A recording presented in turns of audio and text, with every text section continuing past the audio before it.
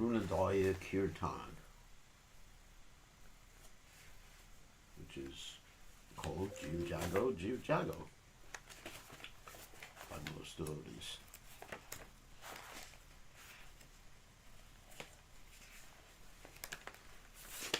Okay.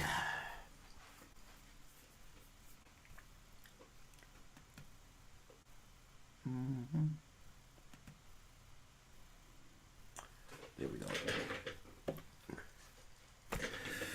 Okay, today in America, it is what we call Thanksgiving.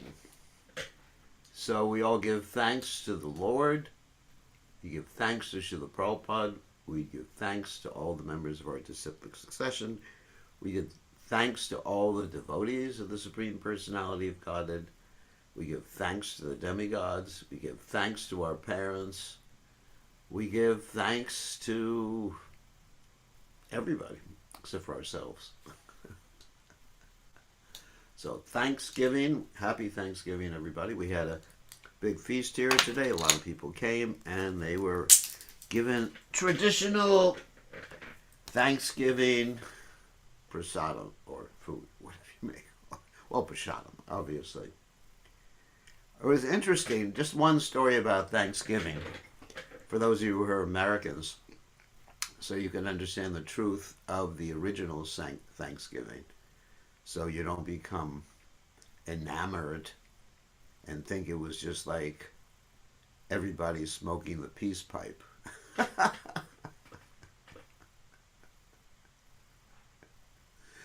So here's the truth of the original Thanksgiving for you, so you know. Once upon a time, people from Europe came to America, and they settled in America, exploited the American Indians. And one day they were all gathered around to celebrate. Just the Americans, not the Indians. Just the Americans were celebrating and getting ready to eat a feast with such delectable items as turkeys, wild turkeys, as wild boars, delicious maha karma. Okay. So they're getting ready to eat all these things, and that was their method of celebration. So usually when people are celebrating, what do? They shoot off fireworks, right? Or they make loud noises. So they took their guns and they shot their guns in the air. Boom, boom, boom, boom. Then the Indian tribes that were around thought, uh-oh, these rascals are going to attack us. So they gathered all their armed forces, army. Of course, they didn't have a navy or air force at that particular time. So they gathered them all to protect themselves, and so they went forward with their whole force to the colony of the settlers. Okay. And so somehow or other, they noticed when they got there that the settlers weren't ready to fight. And the settlers got really nervous that the Indians were going to kill them and attack them. Okay. So they all decided to invite them for prashad. Not prashad, I'm sorry. They invited them for nice turkey and nice pig and whatever else nice they had. And so that was the origin. It wasn't just like, touchy-feely, we love you, as has been portrayed in American history. It was almost a fight. Anyway, and they gave them food to placate them. Okay, on that note, that is what we are celebrating, commemorating, lamenting on this particular day. So I was never into Thanksgiving for that reason. And even today in America, I know we're deviating from the purpose of this class. There's many Indian groups that are declaring Thanksgiving a day of mourning. So, With that in mind, with the natural racist tendency of the settlers in mind, we will chant.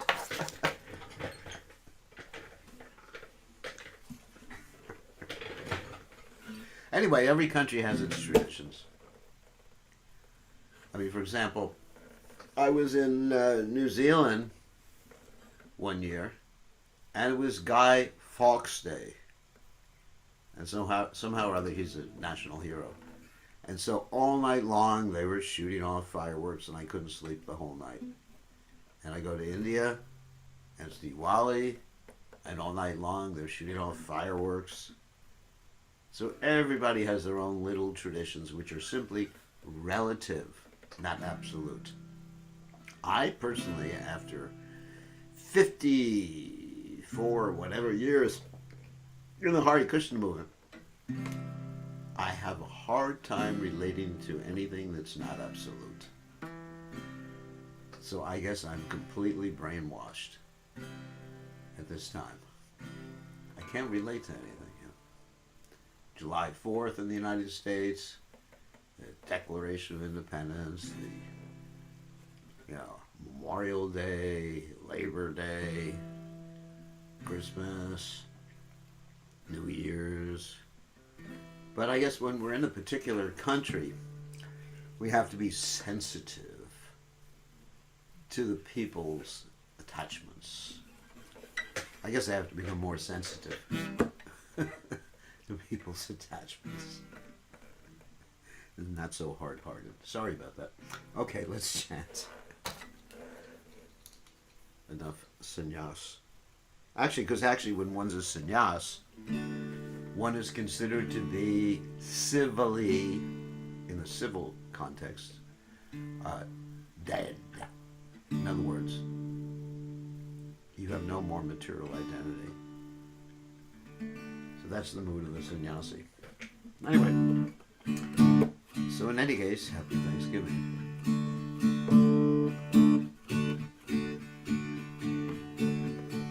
Jeev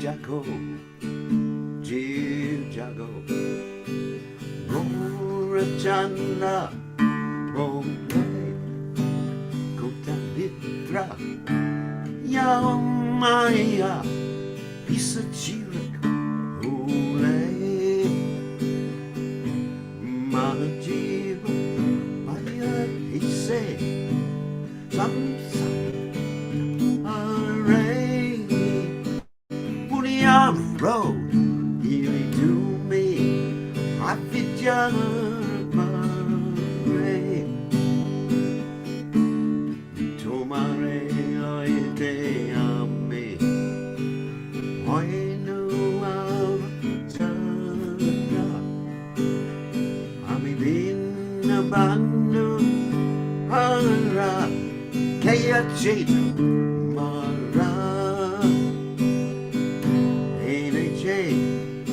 Shoti Maya, Natsiparan, Lagini, Udinama, Mantra, Lavo to me, Maki,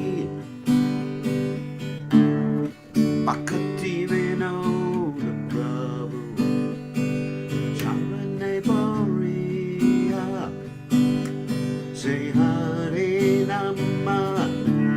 Mantra, Loyal Mugia, say Hare Nama Mantra, Loyal Mugia,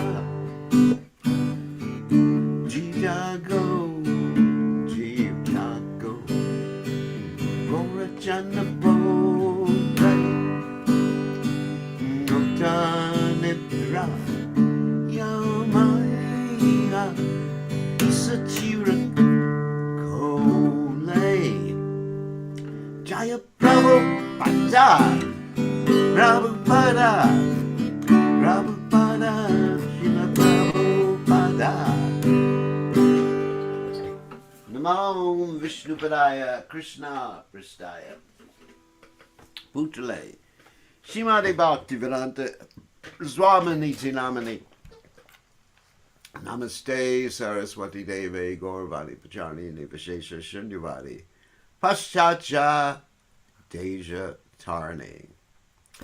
So, let me read the translation and then we'll get to the Caitanya Bhagavat. Lord Gaurachandra is calling, wake up sleeping soul, wake up sleeping soul. How long will you sleep in the lap of the witch called Maya? You have forgotten the way of devotional service and are lost in the cycle of birth and death. I have descended just to save you.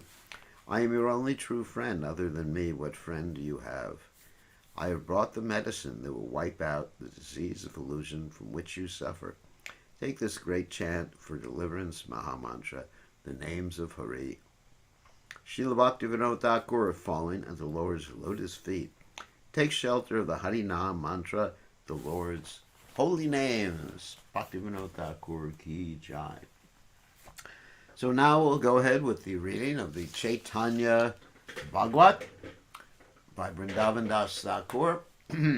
So, Jaya Jaya Sri Chaitanya Jaya Nityananda Jaya Dvaita Chandra Jaya Gaura Bhaktivinoda Jaya Jaya Sri Chaitanya Jaya Nityananda Jaya Dvaita Chandra Jaya Gaura Bhaktivinoda Jaya Jaya Sri Chaitanya Jaya Nityananda Jaya Dvaita Chandra Jaya Gaura Bhaktivinoda. Om Gana Timiranda Shah Gananjana Shalakya Chakshur Meditam Yena Tasmai Shigaravena Maha. Let us go ahead. So we are reading from the 3rd chapter of the Antya lila of the Caitanya Bhagavat. Let's share the screen. There we go. Move this window around a little bit.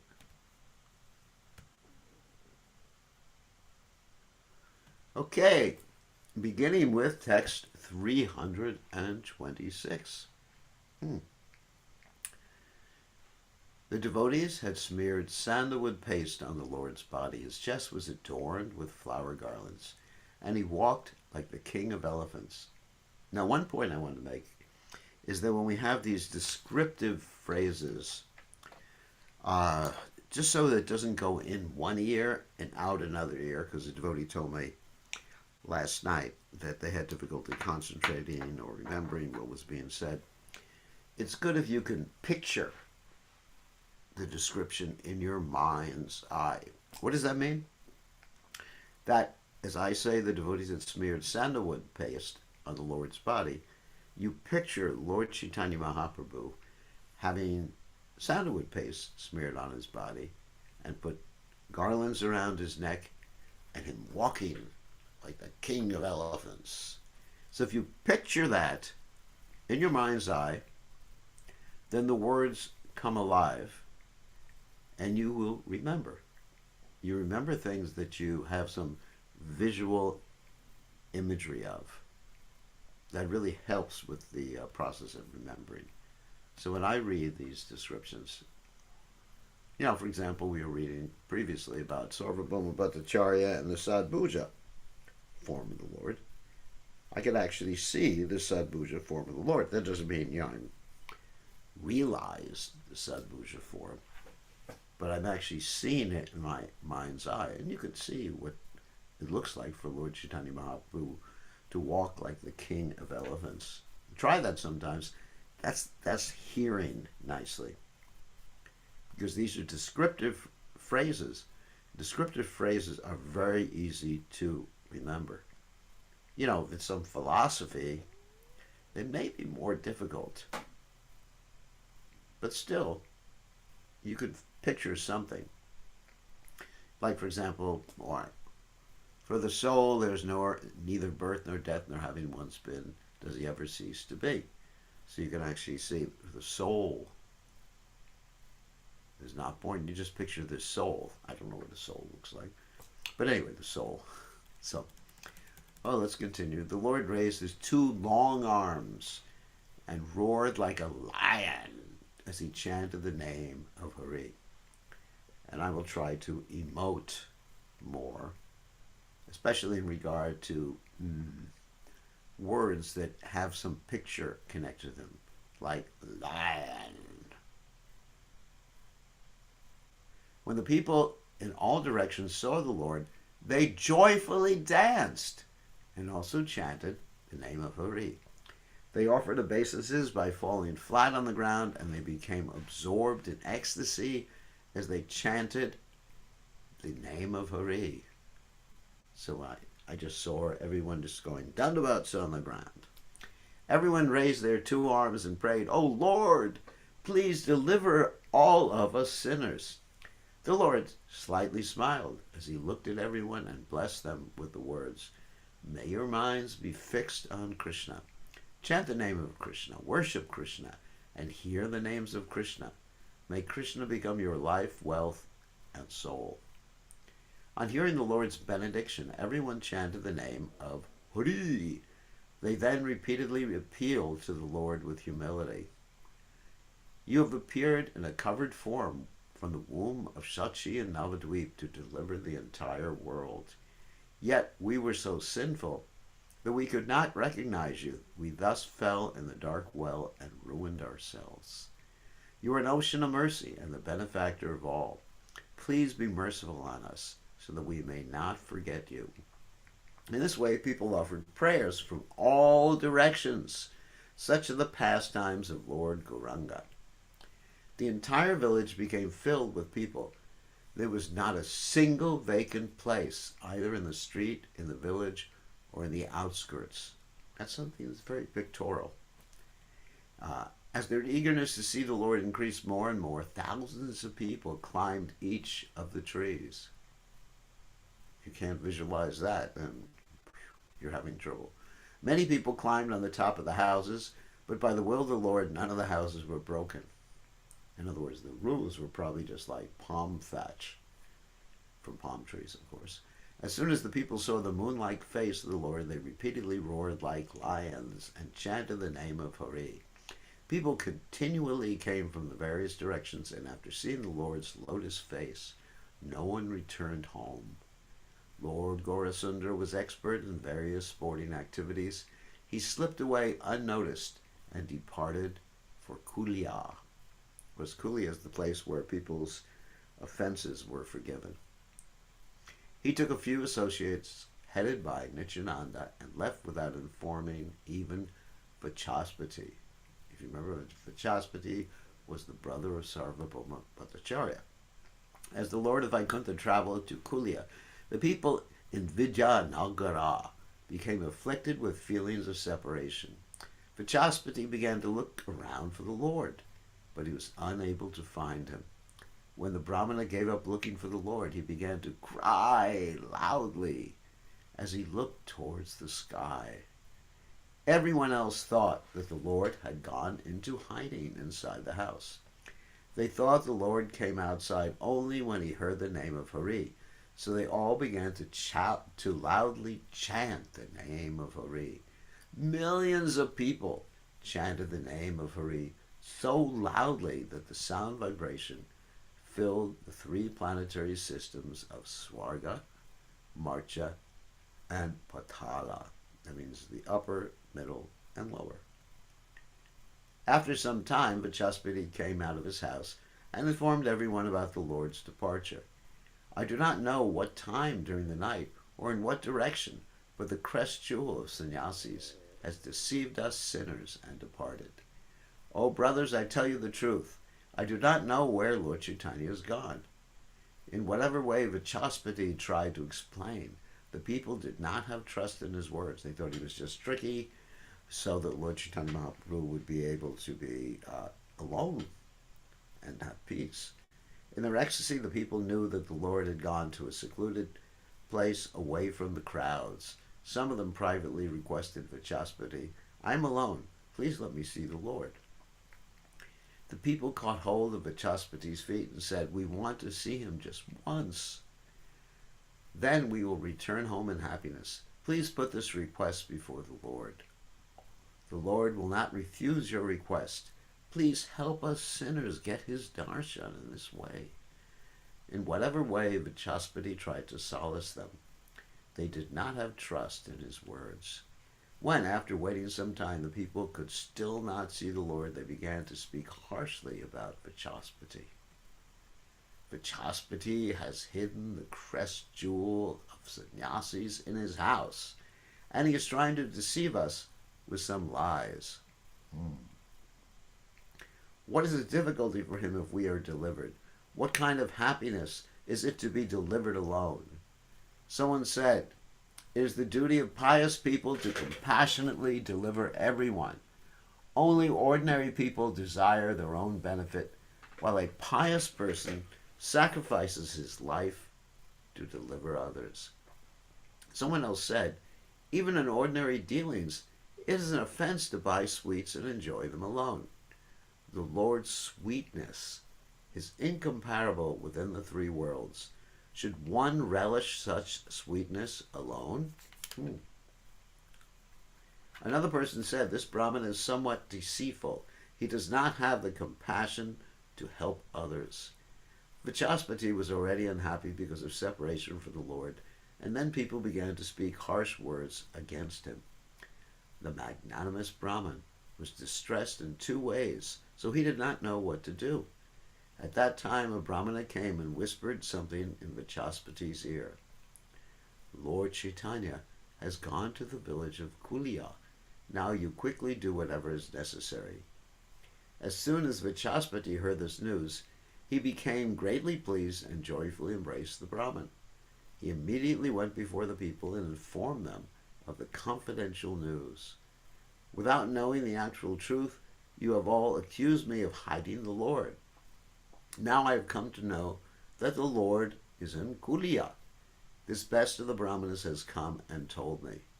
Let us all go. If this information is correct, you should accept me as a Brahmana. In great joy, everyone chanted the name of Hari and immediately departed with Vachaspati. Immediately the news spread in all directions. The crest jewel of sannyasis has gone to Kulia. Only the Ganges lay between Nadia and Kulia. Hearing the news, everyone rushed towards Kulia in great ecstasy.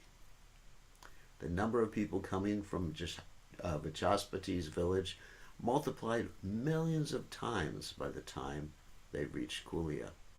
It is not possible for anyone other than the 1,000-headed Antya to describe the huge crowds that were attracted to Kulia.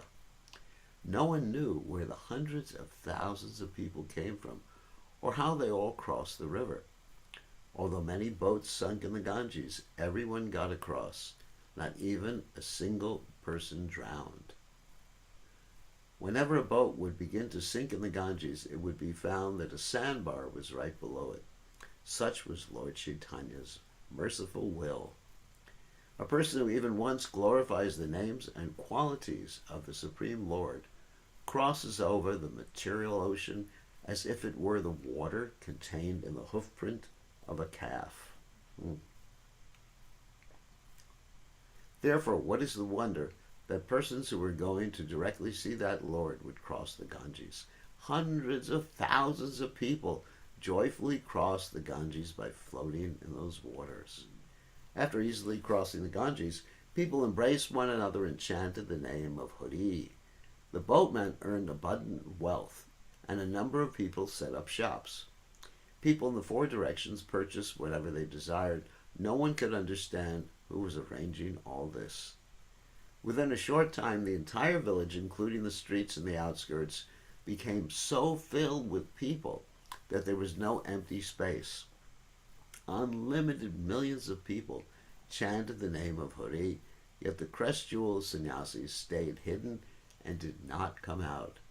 After a while, Vachaspati Mahashaya arrived there, yet he was also unable to find out where the Lord was.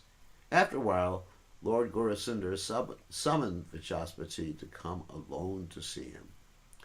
As soon as the son of Visharada, that's Vachaspati, saw the Lord, he offered him his full obeisances. He repeatedly offered obeisances and recited various verses describing the incarnation of Lord Caitanya. In the form of Lord Caitanya, you have delivered the entire universe by rescuing the fallen souls from the deep well of material existence. May Gaurasundara, whose mercy is unlimited like the ocean, kindly remain seated in my heart, birth after birth. On seeing everyone in the entire world drowning in the ocean of material existence, you mercifully bless them with a constant shower of ecstatic love. May Gauranga, the abode of incomparable mercy, always manifest within my heart. In this way, the Brahmana Vachaspati prayed to the Lord by reciting various verses and offered him repeated obeisances. I offer my humble obeisances at the feet of Visharada, who had Sarvabhauma and Vachaspati as his sons. Lord Gaurasundara acknowledged Vachaspati with his merciful glance. Vachaspati then stood up with his hands folded and said, O magnanimous Lord, please listen to my request. You are fully independent and always filled with ecstasy. All of your activities are performed according to your own sweet will. You stay at one place or move to another according to your own sweet will. Only when you reveal yourself can one know you. Therefore, you alone know your activities. Who can subject you to rules and regulations? People do not know the actual truth about you, so they accuse me of being cruel. In ignorance, they claim that I hid you in my house. Therefore, O Lord, if you come out just for a moment, then people will accept me as a Brahmin, because Brahmins are truthful. After hearing that Brahmana's request, the Lord smiled and immediately went outside to fulfill his request. As soon as Mahaprabhu went outside, everyone became merged in an ocean of ecstasy.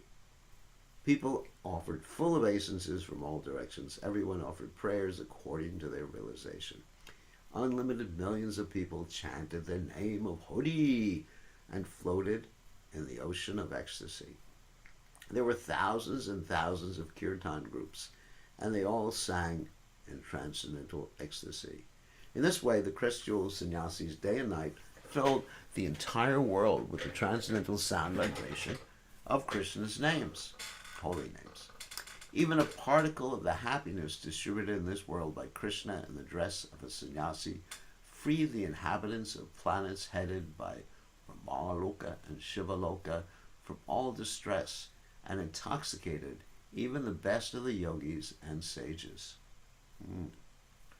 The birth, activities, education, and Brahminical behavior of a sinful person who, under the control of Maya, denies the existence of the Supreme Lord, who is full of all potencies, are useless.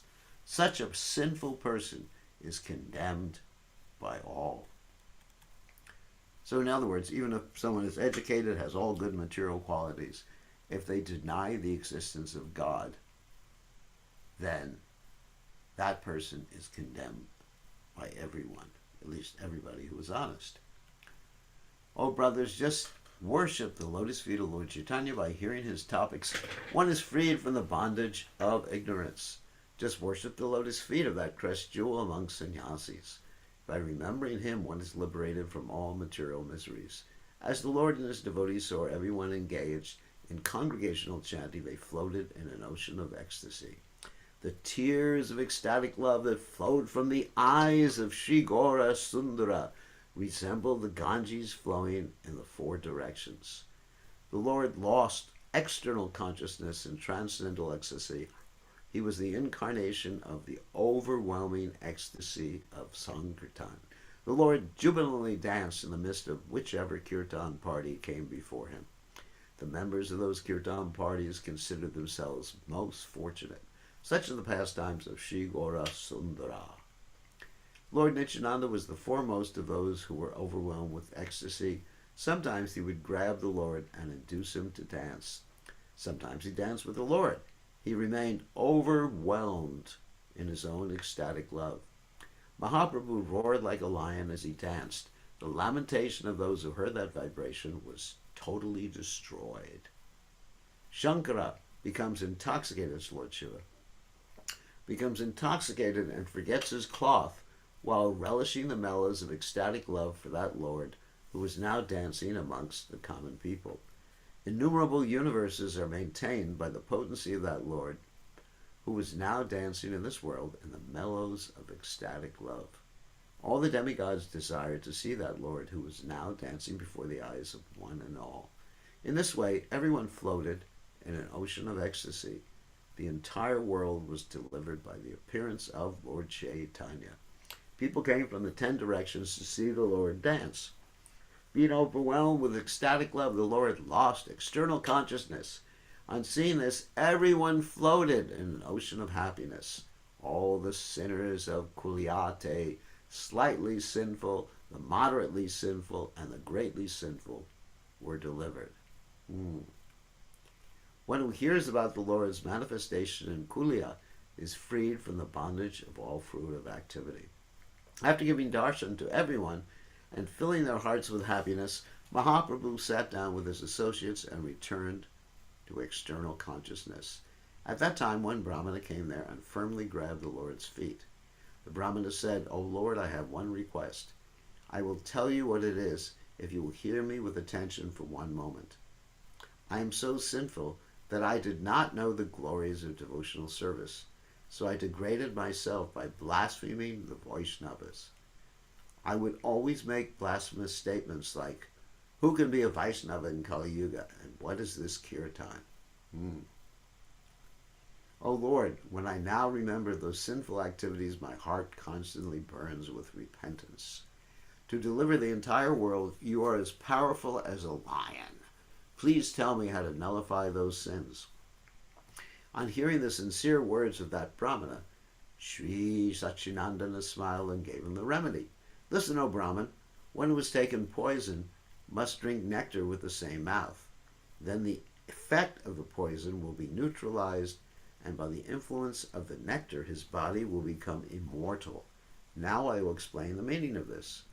All the blasphemous statements that you spoke in ignorance are just like taking poison. Now you must constantly drink the supreme nectar of chanting the names and qualities of Krishna with the same mouth. By the same mouth with which you blaspheme the Vaishnavas, you should glorify the Vaishnavas." So that's the remedy. "O Brahmana, go and compose songs and poetry describing the supremacy of the devotees' glories." The glories of Krishna are full of transcendental nectar, and they neutralize the poisonous effects of blasphemy. I'm telling you the truth.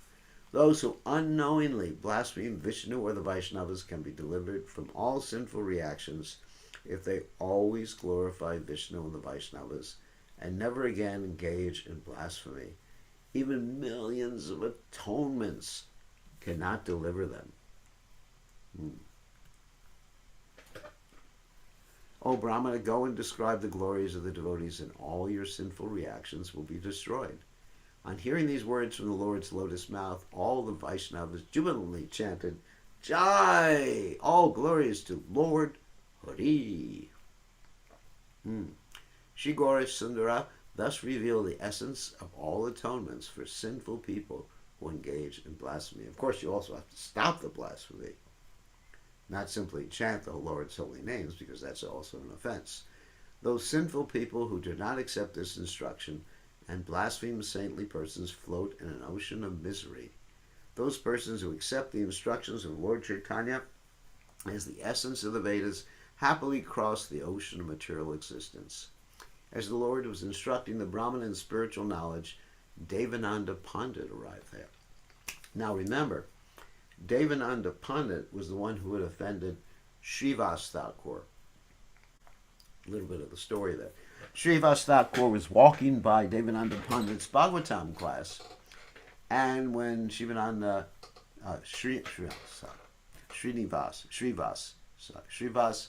Thakur heard the Bhagavatam being recited, he fell to the ground and rolled on the ground in ecstasy and started crying. And then Devananda Pandit's disciples picked him up and threw him out. And that was an offense. And Devananda Pandit did not say anything. And because of that, Devananda Pandit lost his ability to understand the Srimad Bhagavatam.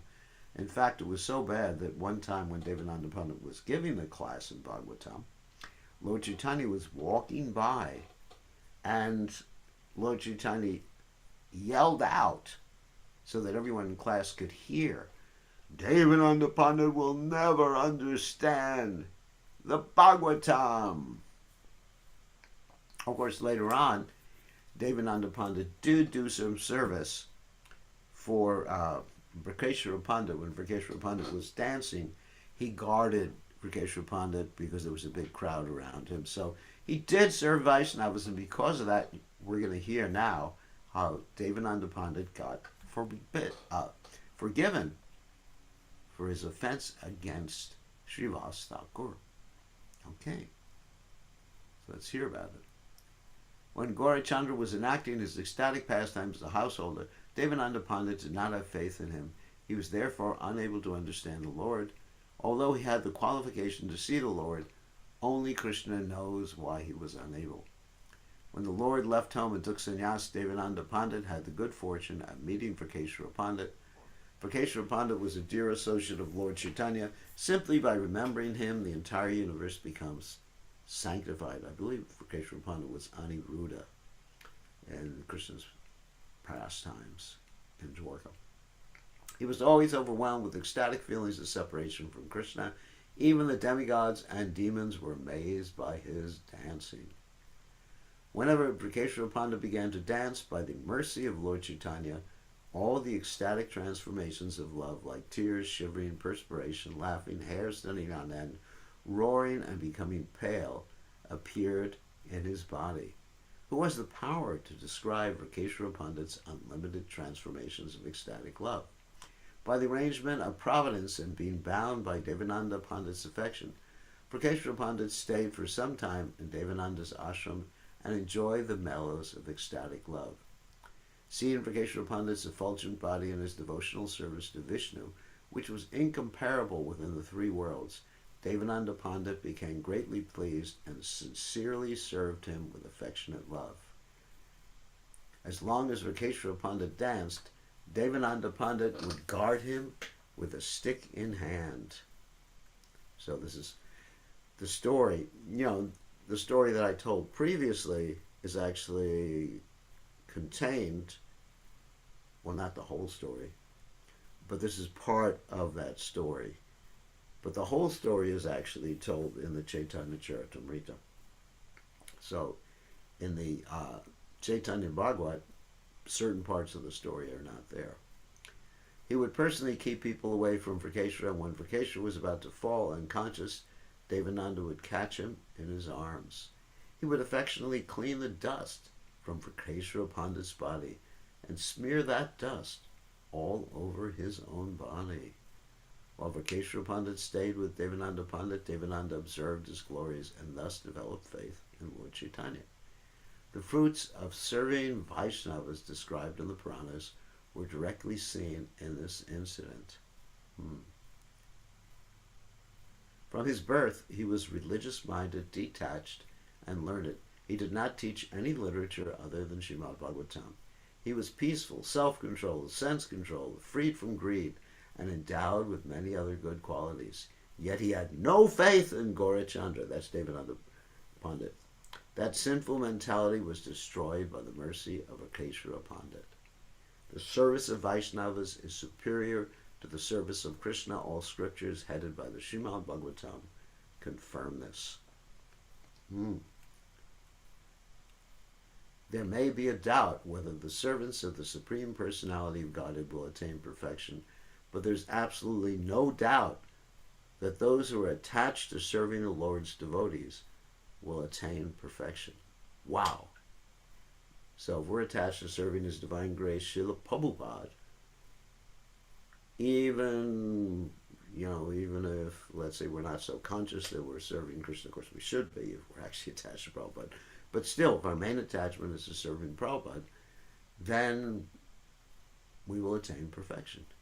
Therefore, service to the Vaishnavas is the best means of deliverance. Everyone can attain Krishna by serving the devotees.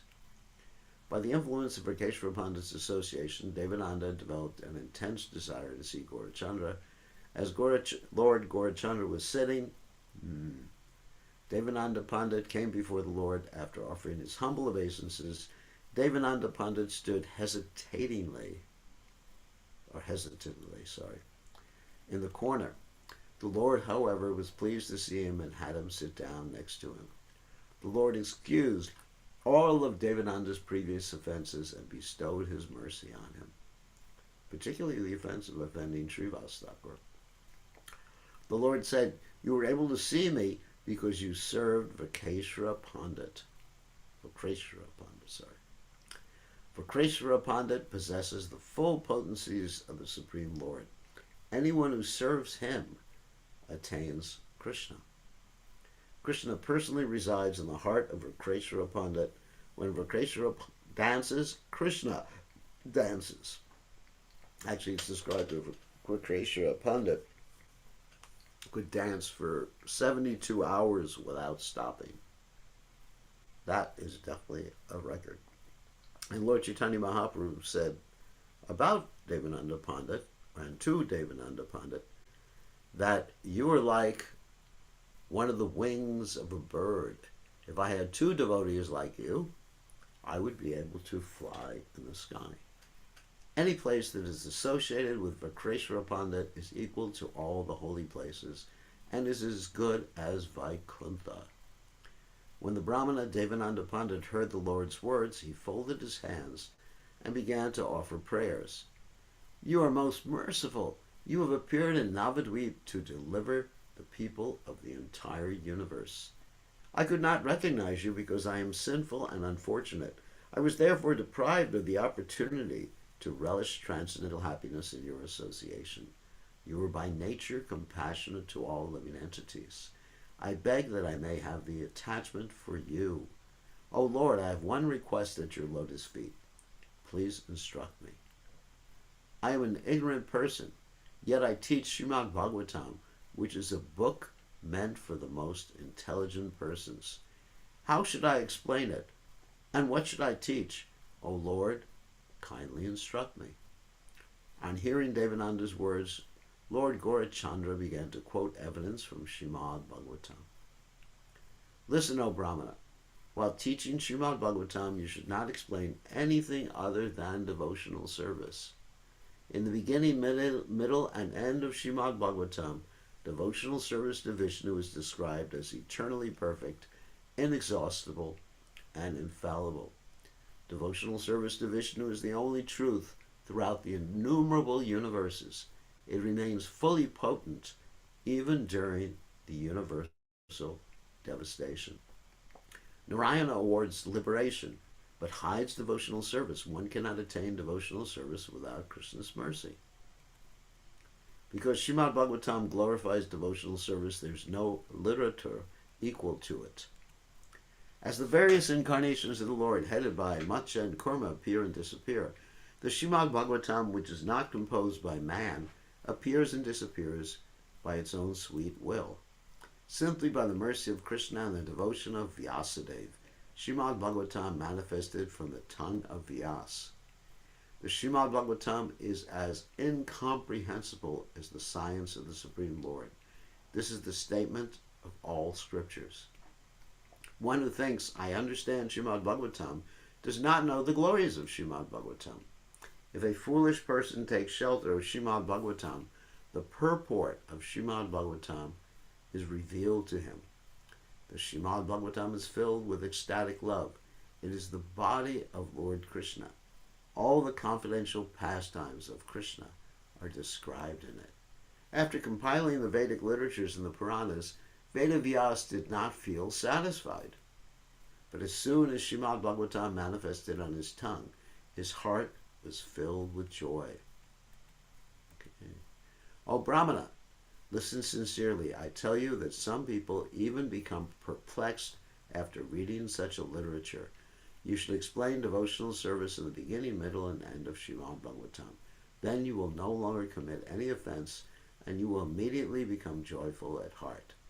All the scriptures glorify devotional service to Krishna. Srimad Bhagavatam is especially filled with the mellows of devotional service to Krishna. Go and teach Srimad Bhagavatam by explaining the nectarian devotional service of Krishna. After hearing the Lord's instructions, Devananda Pandit offered his full obeisances and considered himself fortunate. After offering the Lord repeated obeisances, he meditated on the lotus feet of the Lord with full concentration as he departed. In this way, Lord Gaura Sundara revealed the glories of Srimad Bhagavatam to everyone. Devotional service is the only topic described in the Srimad Bhagavatam. Nothing else is explained in the beginning, middle, or end. One who teaches Srimad Bhagavatam but does not explain devotional service speaks uselessly and commits offense. Srimad Bhagavatam is the direct form of the mellows of devotional service. One who understands this becomes dear to Krishna. No inauspiciousness can enter a house where Srimad Bhagavatam is kept. By worshipping Srimad Bhagavatam, Krishna is worshipped. The reading and hearing of Srimad Bhagavatam awards one devotional service. There are two types of Bhagavats, namely the book Bhagavat and the person who has attained the mercy of Krishna. It is true that one who regularly worships, hears, reads, or sees Srimad Bhagavatam will also become a Bhagavat. Yet even after reading the Srimad Bhagavatam, some sinful people blaspheme Nityananda without knowing his glories. Lord Nityananda is the personification of the devotional mellows of Srimad Bhagavatam. One who knows this becomes most fortunate. Nityananda constantly sings the purport of Srimad Bhagavatam with his 1,000 mouths. Although Nityananda is himself Anantashesh, he nevertheless could not fully describe the glories of Srimad Bhagavatam. Srimad Bhagavatam is so glorious that it is beyond the grasp of even Ananta. It describes the essence of all mellows of devotional service. Through his instructions to Devananda Pandit, the Lord revealed the glories of Srimad Bhagavatam to everyone. In this way, those who approached the Lord were given suitable answers to their inquiries. After coming to Kulia, the Lord did not neglect anyone but made everyone glorious. Everyone became happy on seeing the Lord. They all continually gazed at him to the full satisfaction of their eyes. Their hearts became fully satisfied as they looked at the Lord. They forgot all distress and lamentation and floated in ecstasy. Those who happily hear these pastimes attain the association of Lord Chaitanya. One who hears the glories of Krishna is never unfortunate. He is the best of all persons, regardless of what kind of birth he took. Accepting Sri Chaitanya and Nityananda Prabhu as my life and soul, I, Vrindavan Das, sing the glories of their lotus feet. So thus ends this English translation of the Gaudiya Bhasha of Sri Caitanya Bhagavat Antya Kanda, Chapter 3, entitled Mahaprabhu's Deliverance of Sarvabhauma, Exhibition of his Sixth-Armed Form, and Journey to Bengal. Okay, so right on time, we ended Chapter 3. So then, hopefully, some of you will have some questions. We will stop sharing, and let's see, allow you to unmute yourselves. All right. So if you have a question, now is your opportunity. You should raise your hand. Again, I have to instruct you how to do that. You go to the little reaction heart at the bottom of the screen. At least if you have a PC, it's like that. And click on the heart and you'll see raise hand. And then I will call on you if you raise your hand.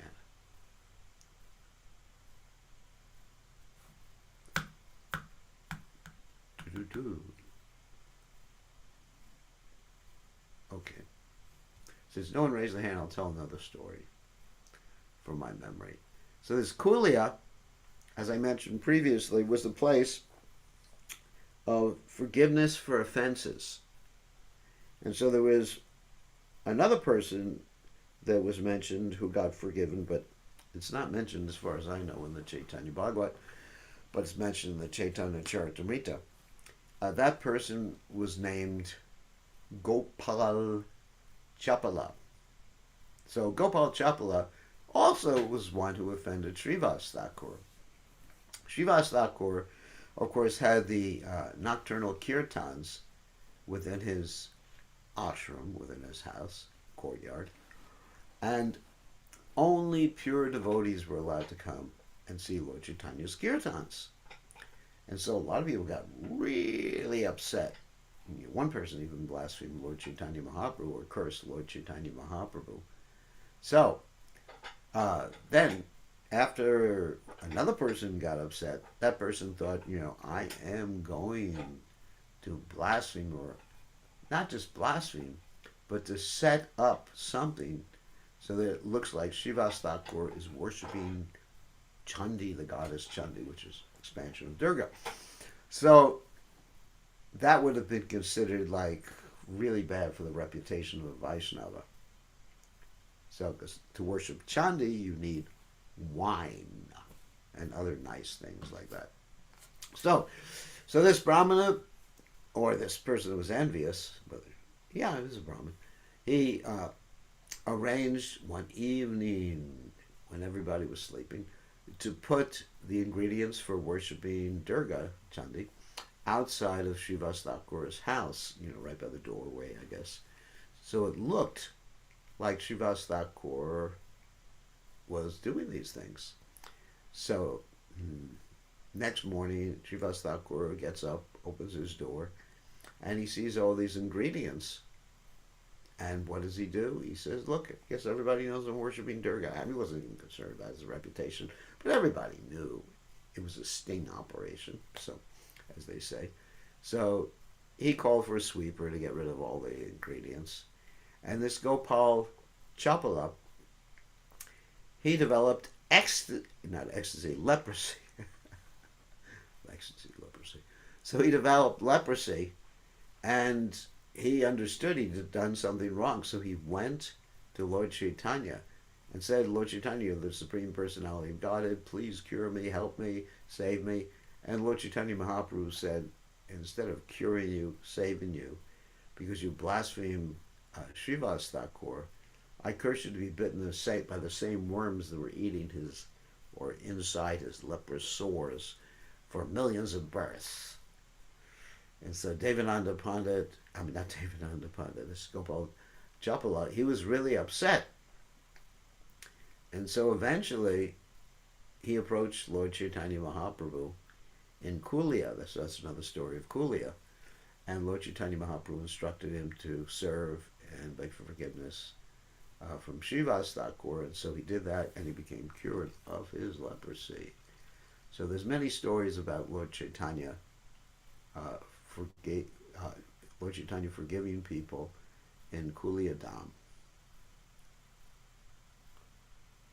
Okay, here's a question in the chat window. What is Raganuga Bhakti? Oh, you're in trouble. So there are two aspects to sadhana bhakti. One is called, sadhana means practice bhakti. One is called Vaidhi, and the other one's called Raganuga. So Vaidhi means you're doing everything just to follow rules and regulations because you have faith that if you follow the rules and regulations, you're going to achieve spiritual perfection. We have faith. If I chant 16 rounds, try my best to control my mind, don't commit any offenses, then I'll make spiritual advancement, even though I may not have a taste for doing this right now. I may not be attracted to it right now, but I'm doing it because that's what my intelligence says to do, and that's Vaidhi Bhakti. So and that's practice. So as one practices, then one develops spontaneous desire to do those things without consideration that it's a rule and regulation. And that's one aspect of Raganuga. But also one becomes so freed from anarthas, like lust, anger, greed, illusion, envy, fear, that one begins to realize one's spiritual identity. And then what happens at that point? You follow in the footsteps of some eternal associate of the Supreme Personality of Godhead. Practice. And so that is a very high stage. If you're not freed, like pretty much freed from anarthas, don't think like that. Be patient. Utsahan nishya dharya tatat karma pravartanat. Patience, enthusiasm, determination. These are all necessary qualities. Don't jump. Don't jump. Don't try to imitate Hanuman. You understand? Because you will fall flat on your face and Ravan will kill you. So do don't worry about Raganuga Bhakti right now. You can read about it in Nectar of Devotion, theoretically, but to achieve the higher stage like that, you got to chant for many, many, many, many, many years. And you have to serve a Vaishnava or Vaishnavas. You have to be more tolerant than a tree, humbler than a blade of grass. So one devotee said he should move to Kuliagram, so he's forgiven for his offenses. Okay, so Rajendra Kumar, you have a question? Real quickly, we only have 3 minutes. Unmute Hare yourself. Krishna, Hare Krishna Gurudev, please accept my obeisances. Can you You're hear welcome. me? Yeah, I can hear you fine. Okay. Um, I've been listening to previous lectures last few days.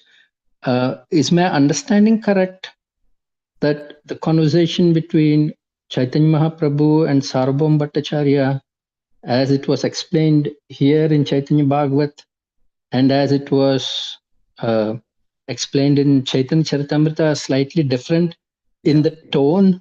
Like in Chaitanya Charitamrita, does Chaitanya Mahaprabhu almost chastise Sarvabhauma Bhattacharya for covering up, Yeah, you yeah, know? that's right. th- Yeah, Okay. that's actually true because in the Chaitanya Bhagavat, Sarvabhauma Bhattacharya is more or less depicted as already a Vaishnava, and the Mhm. Chaitanya Charitamrita, he's depicted as a Mayavadi, Right. basically a follower of Shankaracharya. So I would take the version of the Chaitanya Charitamrita Mm. more because So, it's done in a more philosophical vein. Yeah. so ours is, the disciplic succession, right? So this Chaitanya Bhagavat is also considered part of this disciplic Yeah, succession yeah. I because mean, we have. certainly it is, but like some of these stories may not be that accurate because they're Mm, secondhand information. mm, So the mm. Chaitanya Charitamrita tends to be more like a first-hand information or information that was taken directly from a first-hand observer. So when there's some difference, we accept the Chaitanya Charitamrita to be authoritative. Okay. Thank you. Thank you, Gurudev. Okay, so thank you very much. That's all we have time for today. That was actually a good question. I noticed that too. The Sarvabhauma was depicted as already like a pure devotee, whereas in the Chaitanya Charitamrita, he was actually uh, engaged in personal philosophy, and so therefore he had to be converted by Lord Chaitanya Mahaprabhu. And by being converted, he developed faith in Mahaprasadam and faith in the holy names and faith in the personal aspect of the Supreme Lord being superior to the impersonal. Okay, thank you all very much. All glories to